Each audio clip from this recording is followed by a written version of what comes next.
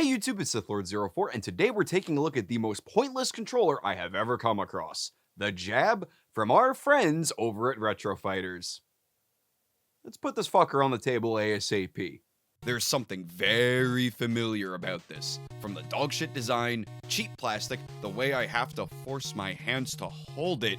Oh fuck me, this is the same god-awful shell as the Brawler 64. But the D-pad is up here, we get the token shoulder buttons, triggers, only 2 face buttons, not 1 but 2 analog sticks, which give you no tactical advantage whatsoever because this monstrosity is supposed to replace the regular old NES controller. As iconic and well-built as this rectangular boy is, these sharp corners suck. Why the big end put these in over keeping the rounded edges of the Famicom design, we will never know. But it's still usable and everything works despite being almost 40 years old. Even though cheapo third-party controllers try to do something about these corners to mixed results, they didn't stop and add 1 button for every bit of power you'll be playing with or give it a design that a high school CAD teacher would raise an eyebrow over. Using this blows. The god-awful material quality and cheap as shit face buttons make my hands ready to go under a fucking steamroller. The sticks function and don't feel bad on the thumb, but playing a side-scroller with an analog stick is like using a truck stop glory hole. Just because you can, doesn't mean you should. And no, it does not make NES Pac-Man feel like the arcade. Somehow, it makes it feel worse. But why 2 sticks? What game in the NES library benefits from having access to 2 D-pads at once? None. Unless you want to hold this in an ass-backwards way to spice up your Mario 1 playthroughs, this second stick is absolutely fucking useless. The shoulder buttons and triggers are just extra A's and B's which are ignored because muscle memory and... Wait a minute. Hold the fucking phone. I'm pulling the trigger and pressing shoulder A, but I'm throwing a fireball? You gotta be shitting me. I'd ask how they fucked up something so simple, but this is courtesy of the same schmucks that had the balls to say this limp piece of shit was better than the tried and true Dreamcast stick. That's another coin in the Retro Fighters fuck-up pile. At this rate, I'm gonna have to cash these in soon. God damn it, I hate doing the Coinstar jig. It cuts into my FAP time. Nothing cuts into my FAP time, damn it. The 08 hentai collection must be stroked too. Like the failed abortion Wired Striker, we get a fluff list in the box and the very first bullet is full of shit. If A and B were ergonomically placed, my thumb wouldn't be writhing in agony from simple movements. Analog sticks that click to activate A and B are not ideal for space shooters. These games were made with mashing the buttons in mind, not clicking a stick in repeatedly.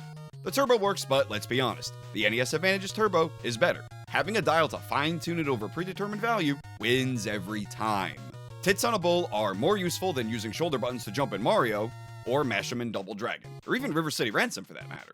These triggers are atrocious. RC Pro-Am, Rad Racer, and its sequel Play, but you know, these games only register whether a button is pressed fully compared to say something like, Forza on the original Xbox, that can detect if you're going full or half throttle. And no, they suck a dick for shooters too. My trigger finger feels like it was stuck in a sea cucumber's teeth-riddled asshole for hours after playing for 5 minutes. This line on the box makes me laugh my ass off. Next Gen NES controller. That's fucking great. Sticks, extra buttons, and a god-awful design does not make it next gen. Taking the old and sanding down the rough edges does. Which is what Nintendo did when they threw us this bone. Fits beautifully in the hand, everything is responsive, and would you look at that? These go for the same price as this fucking failed abortion. I wonder which one is the better buy. Of course the connector is tighter than a nun's cunt requiring almost 7 gallons of lube to put in and pull out. Seriously, this feels ready to rip the ports out of my beloved toaster and what the fuck is this? A USB connector. You're joking, right? What's this good for?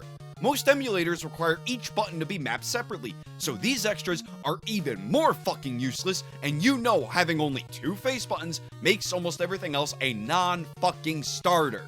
Retro City Rampage, Hat in Time, and Doom 2016 are missing inputs. Witcher 3 does not respond at all. In a surprising twist, the only thing that isn't completely compromised is the fucking Nerds game.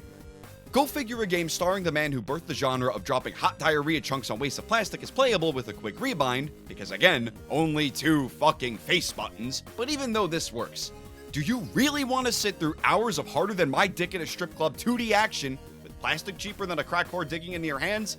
Of fucking course not.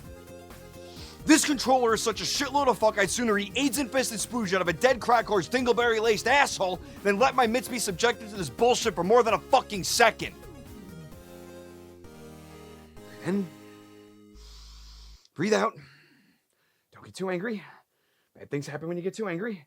And besides, this was their first controller. I'm not joking. In their About section, they proudly state that this was their first foray into aftermarket controllers after getting private investment funding because the Kickstarter failed fucking miserably. It goes without saying, don't waste $30 on the fucking jab. If you really need an ergonomic NES controller, the Dogbone goes for about the same price, give or take, depending on where you go, and its condition is infinitely more comfortable, will probably last longer because this thing is, well, it's almost as old as me, and oh god, this is a fucking orgasm for my goddamn hands. It's even better when you're playing fucking games. If you need turbo, hey, the NES Advantage. Give or take, this could be the same price as a jab or a Dogbone, depending on where you go and its condition. Yeah, it doesn't really fit in the hands too well, but you know what? It's a really, really good piece of kit, and these dials for turbo, oh, chef's kiss. Selectable rapid-fire death options. So amazing. For emulation and PC shit, what would you rather do? Take something from Xbox or PlayStation out of the last decade or so that are fully functional, will play your new games and your old games, and you can reconfigure them however the fuck you want, or this piece of shit? I think you know what the answer is. Now, I'm getting a little heated, so I need to just breathe a little bit and relax. The weather's supposed to be really fucking nice tomorrow, and I think I know the perfect way to blow off some steam. Welcome to the workshop, kids, and today we're gonna be doing some good old ripping and tearing.